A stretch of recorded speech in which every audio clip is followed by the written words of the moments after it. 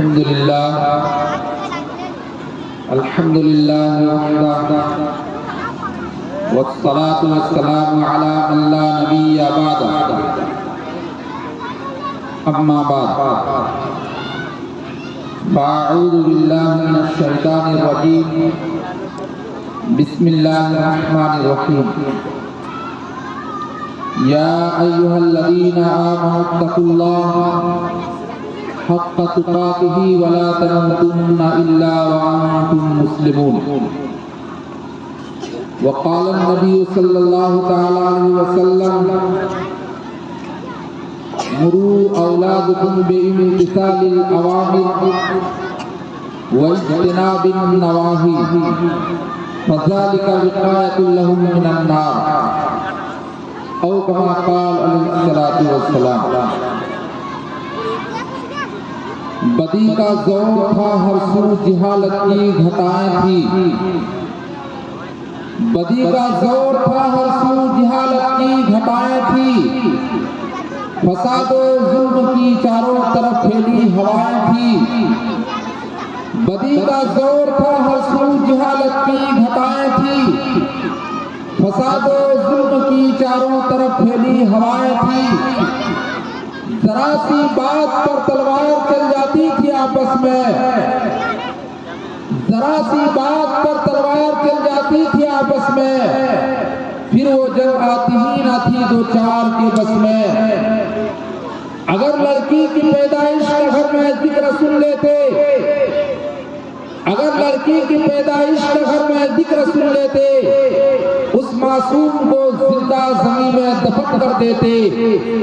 غرض جو بھی برائی تھی وہ ان میں پائی جاتی تھی، غرض جو بھی برائی تھی وہ ان میں پائی جاتی تھی، نہ تھی آنکھوں میں شرم و حیا، گھر گھر بے حیائی تھی، مگر اللہ نے جب ان پر اپنا رحم فرمایا، عبداللہ کے گھر میں خدا کا لاڈلا آیا۔ واجب محترام حاضرین مجلس، آج کا یہ عظیم الشان پروگرام سرزمین بھٹرا میں جناب عبدالغفار صاحب کے یہاں عقیقہ مسمونہ کی نسبت پر بڑے عشق و احتشام کے ساتھ مورخہ 5 مارچ 2023 عیسوی مطابق 12 شعبان المعظم 1444 ہجری بروز اتوار منعقد ہو رہا ہے۔ آج کے اس نورانی اور عرفانی محفل میں رونق اسٹیج مدرسہ خاتم العلوم کے بانی مبانی جناب حضرت مولانا قمر الدین صاحب دامت برکاتہم اور جناب قاری امتیاز صاحب، جناب قاری مقصود الرحمان صاحب، جناب قاری منصور صاحب، حضرت مولانا اکرام الحق صاحب، کمار ڈولی شنڈی باری کے امام و خطیب، اور جناب قاری مسعود صاحب جو بہت ہی فعال و متحرک، اور یہ بھی مدرسہ جزیہ کے بانی مبانی جناب قاری رفیق راہی صاحب جو شاعر اسلام سے آپ لوگ ان کو جانتے ہیں۔ یہ سب رونق اسٹیج ہیں۔ اللہ تعالیٰ سے میں دعا گو ہوں کہ الہ العالمین ان حضرات کی خدمات کو قبول فرما اور دونوں جہاں کی سعادتوں سے مالا مال فرما، آمین ثم آمین۔ تمام قسم کی حمد و ثنا اللہ جل شانہ کے لیے جس نے پوری کائنات اور اس کے ذرے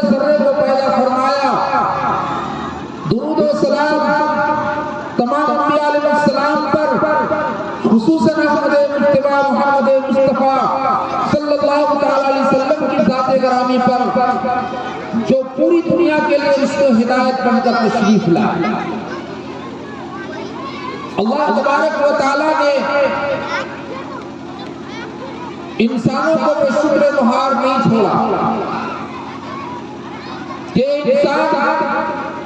جس طرح چاہے اپنی زندگی گزارے، نہیں، بلکہ انسانوں کو زندگی گزارنے کے لیے جو طریقہ اور سلیقہ ہونا چاہیے، اس طریقے اور سلیقے کو بتانے کے لیے، اس اصول اور ضابطے کو بتانے کے لیے، ان کی ہدایت کے لیے اور ان کو ڈائریکشن دینے کے لیے اللہ نے انبیاء علیہ السلام کا سلسلہ قائم فرمایا، آسمانی کتابیں نازل فرمائی۔ اب اگر کوئی آسمانی کتابوں سے ہٹ کر اپنی زندگی گزارتا ہے، نبی کی تعلیمات سے ہٹ کر اپنی زندگی گزارتا ہے، تو اللہ کے یہاں وہ قابل قبول نہیں۔ دنیا کے اعتبار سے وہ کتنے ہی بڑا فنکار اور شاہکار کیوں نہ ہو، دنیا کے اعتبار سے وہ کتنے ہی کمالات کے مالک کیوں نہ ہو، دنیا کے اعتبار سے دنیائی فنون کے بے شمار ڈگریاں ان کے پاس کیوں نہ ہو، مگر اللہ کے نزدیک، رسول اللہ کے نزدیک وہ قابل قبول نہیں ہے، اس لیے کہ اللہ کے رسول کے طریقے سے ہٹ کر ان کی زندگی گزر رہی ہے۔ اس نے کسی نبی کی رسالت کو مانا ہی نہیں ہے، اور ہمارے آخری نبی کی تعلیمات اور ان کے ارشادات اور کلمات کو فالو کیا ہی نہیں ہے، اس پر عمل نہیں کیا ہے، تو وہ انسان کامیاب نہیں ہے۔ دنیا کی زندگی میں اسے آپ کامیاب اس اعتبار سے دیکھتے ہیں کہ مادی اعتبار سے ان کے یہاں شاندار مکان ہے، بے شمار گاڑیاں ہیں، اور ہوائی جہاز میں سفر کرتا ہے، لوگ وہ سلامی پیش کرتے ہیں۔ یہ سب دنیاوی کامیابی تو ہو سکتی ہے، اخروی اعتبار سے انسان خسارے اور گھاٹے میں۔ اس لیے ضرورت اس بات کی ہے کہ ہم من چاہی زندگی نہ گزاریں، رب چاہی زندگی گزاریں۔ اللہ کے رسول صلی اللہ تعالی علیہ وسلم کا ڈائریکشن اور ہدایات ہر موڑ میں موجود ہے۔ آپ صلی اللہ تعالی علیہ وسلم کی جو زندگی ہے، آپ صلی اللہ تعالی علیہ وسلم کی زندگی تمام شعبے کے لیے ایڈیل اور نمونہ، تمام شعبوں کے لیے۔ آپ کوئی بھی کام کرنا چاہتے ہیں، آپ زراعت کرنا چاہتے ہیں، زراعت کے تعلق سے نبی کی ہدایات موجود ہیں۔ آپ شادی بیاہ کرنا چاہتے ہیں، اللہ کے رسول صلی اللہ تعالی علیہ وسلم کے ڈائریکشن اس کے متعلق موجود ہے۔ یعنی کوئی بھی معاملہ آپ معاشرہ کرنا چاہتے ہیں، آپ کوئی بھی فنکشن کرنا چاہتے ہیں، کسی تقریبات میں شریک ہونا چاہتے ہیں، کسی تقریبات کو رچانا چاہتے ہیں، ہر تقریبات کے لیے، ہر موڑ کے لیے، ہر معاملہ کے لیے اللہ کے رسول صلی اللہ تعالی علیہ وسلم کی تعلیمات موجود ہے، جو ہم سب کے لیے نمونہ ہے، ہم سب کے لیے کامیابی ہے۔ تو اس لیے اگر آپ من چاہی زندگی گزاریں گے تو یہ زندگی خسارے کی ہوگی، یہ زندگی جانوروں کی طرح یہ زندگی ہوگی، یہ زندگی اللہ کے یہاں قابل قبول نہیں۔ آج کا پروگرام عقیقے کے نسبت پر منعقد ہے۔ عام طور پر علماء کرام میں سے ہر کوئی یہ اپنے زور کو صرف کرتے ہیں اس بات پر کہ ہم سب اپنی اولاد کو کس طرح دینی تربیت سے آراستہ اور پیراستہ کریں، اس کے لیے کیا طریقہ کار ہے، ان کے لیے کیا اصول اور ضابطہ ہے، اس کے لیے کس طرح کی کوششیں ہونی چاہیے، کس طرح سے ہم ان کی تربیت کریں، کیسی تربیت ہونی چاہیے کہ ہماری اولاد کا روشن مستقبل ہو جائے، ہماری اولاد تابناک ہو جائے، ہماری اولاد دیندار ہو جائے، ہماری اولاد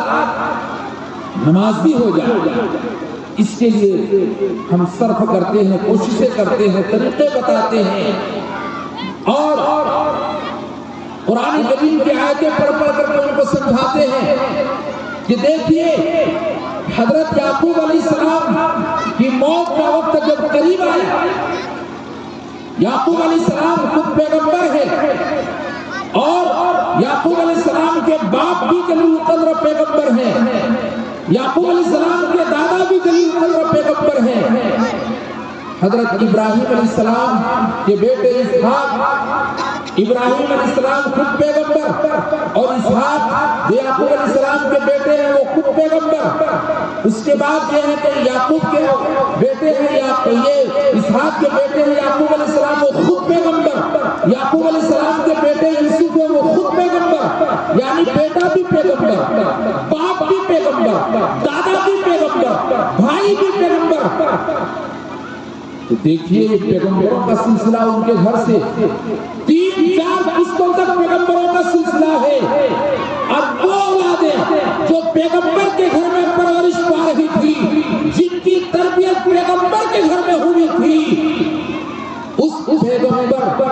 خود اپنے اولاد کو موت کے وقت جمع کرتے ہیں۔ اور ہم اور آپ جس پرفتن دور سے گزر رہے ہیں، ہمارے یہاں شرک و بدعت کا شبہ، ہم کفر کے دلدل میں اپنی زندگی گزار رہے ہیں اور چاروں طرف سے اسلام کے خلاف یلغائے ہیں، چاروں طرف اسلام کے خلاف تلواریں چمکتی ہیں، چاروں طرف اسلام کے خلاف سازشیں ہوتی ہیں۔ اس وقت اسلام پر چلنا اپنے آپ کو انگارے پر چلانا ہے۔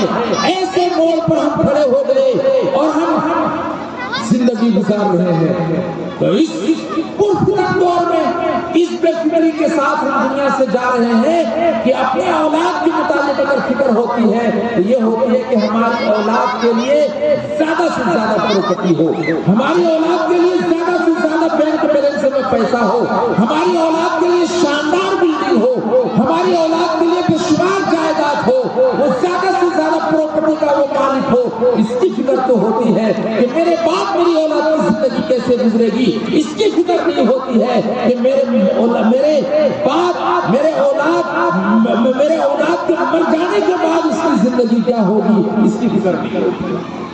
آخرت ان کی بن رہی ہے یا نہیں، اس کی فکر نہیں ہوتی ہے۔ آخرت ان کی سنور رہی ہے یا نہیں، اس کی فکر نہیں ہوتی ہے کہ میری اولاد کے مر جانے کے بعد اس کی زندگی کیا ہوگی، اس کی فکر نہیں ہے۔ میرے مر جانے کے بعد دنیا کی زندگی میرے اولاد کے لیے کیا ہوگی، اس کی فکر ہے۔ افسوس حضرت یعقوب علیہ السلام قرآن کریم نے نقشہ کھینچا، ام کنتم شہداء اذ حضر یعقوب الموت اذ قال لبنیہ ما تعبدون من بعدی۔ یعقوب علیہ السلام نے اپنے 12 بیٹوں کو جمع کیا اور کہا کہ میرے بیٹو، اے میرے لختے جگر، سنو، آخری وقت آ گیا، اے میرے نور نظر، آخری وقت آ گیا ہے۔ اب ہم تم لوگوں کا امتحان لینا چاہتے ہیں۔ اب تم یہ بتاؤ کہ میرے اس دنیا سے چلے جانے کے بعد، پردہ فرما جانے کے بعد، ما تعبدون من بعدی، تم کس کی عبادت کرو گے، کس کی پوجا کرو گے؟ یہ نہیں فرمایا کہ میرے بعد تمہاری زندگی کیا ہوگی، یہ نہیں فرمایا کہ میرے مرنے کے بعد تمہاری شاندار بلڈنگ ہوگی یا نہیں ہوگی، میرے چلے جانے کے بعد روزی روٹی کا مسئلہ کیا ہوگا، یہ بھی فرمایا کہ میرے اس دنیا سے چلے جانے کے بعد تم کن کی عبادت کرو۔ یہ فکر کیوں ہوگی؟ پیغمبر کے گھر میں پرورش پا رہی ہے ان کی اولاد، تو اپنے اولاد کے بارے میں یہ فکر کیوں ہوگی؟ یعقوب علیہ السلام کو کتنی اچھی تربیت ہوئی ہوگی اور وہ لوگ کتنے علم و فنون کے مالک ہوں گے، اللہ کی معرفت کتنی ان کی زندگی میں ہوگی، خدا کی قسم ہم لوگوں کی زندگی میں۔ وہ پیغمبر کی اولاد ہے، باپ کو اللہ کی عبادت کرتے ہوئے دیکھے ہوں گے، کیا طریقہ کار ہوگا، کیا ضابطہ اصول ہوگا، وہ اسلامی ضابطہ ہوگا، اسلامی اصول ہوگا، اسلامی ماحول ہوگا. وہ کتنے دینداری کے ماحول میں اپنی زندگی گزار رہے تھے، ان کے باوجود یعقوب علیہ السلام کو یہ فکر لاحق ہو گئی کہ میرے مرنے کے بعد تم کن کی بات کرو گے.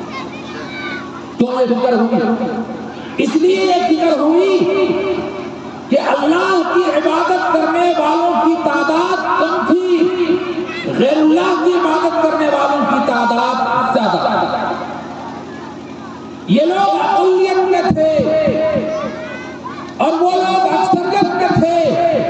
جو اللہ کو چھوڑ کر پیڑ پودوں کی پوجا کرنے والے تھے، اللہ کو چھوڑ کر بت کی پوجا کرنے والے تھے، اللہ کو چھوڑ کر مورتی کی پوجا کرنے والے تھے. ان کی تعداد زیادہ تھی جو غیر اللہ کی پوجا پاٹ کرتی تھی، ان کی تعداد کم تھی جو اللہ کی پوجا پاٹ کرتی تھی. اس لیے یعقوب علیہ السلام کو یہ فکر لاحق ہوئی کہیں مرنے کے بعد ان کے روش میں یہ نہ بہ جائے، کہیں مرنے کے بعد ان کے ماحول میں یہ نہ چلے جائے، میرے اس دنیا کے چلے جانے کے بعد کہیں ان کے رسم و رواج میں یہ نہ الجھ جائے، میرے اس دنیا سے پردہ فرما جانے کے بعد کہیں ان کی زندگی پر غالب نہ ہو جائے.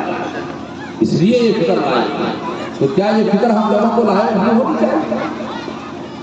کیا اس سے زیادہ آج کے زمانے میں غیر اللہ کی پوجا کرنے والے نہیں؟